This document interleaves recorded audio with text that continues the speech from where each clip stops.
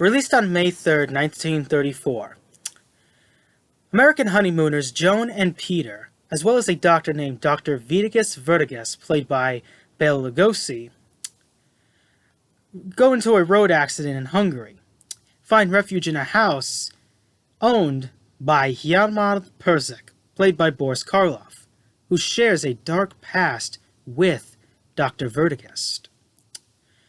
This tells the stories of Edgar Allan Poe. However, I'm not going to go more in depth into it, due to the facts of, me not knowing Edgar Allan Poe. But I will talk about the actual movie on its own. As Boris Karloff plays Hjalmar the Perzik, a Satan worshipper that keeps dead women in glass cases, and has actually slept and killed both Vertigas' wife and daughter. That is a very sick guy. This movie also, again, is dealing with Satanism, but it also deals with grief as well. Dr. Vertigas has to deal with the grief of his own family dead, and also has to help these honeymooners in a safe haven and not in a house that is kind of bizarre. I mean, there are safe lock combinations on the doors, and everything is very bizarre. Also, it's built under a military fort that housed dynamite, which Vertigas uses to blow up the place with Hjalmar and all the Satanists inside, leading Joan and Peter to live happily ever after. So it basically deals with grief, and it deals with a lot of different things, even the fact also of, the evil. I think that this is a great movie because of its talents. Karloff has always got one of the best performances I have ever seen, but I've loved Lugosi because of his eyes.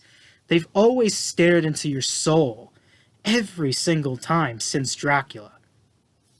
Karloff makes it such a good shine when he actually plays good villains. I think it's because of his smooth British accent that's kind of like what steals the show. But both of them play very well, and each of their characters hate each other's guts, and they want to fight until the very end. And they did, and it was a very nice movie to watch about it. I've always loved this movie because I think it did very well.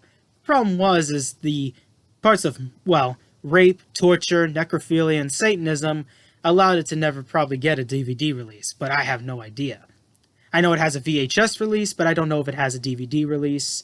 And also, it never was posted on television, unless they have it on a Fire Stick or Amazon Prime.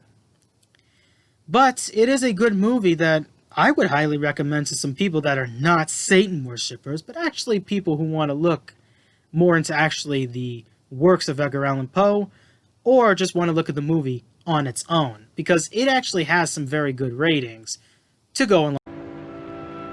It's the red switch, isn't it, Hjalmar? The red switch ignites the dynamite.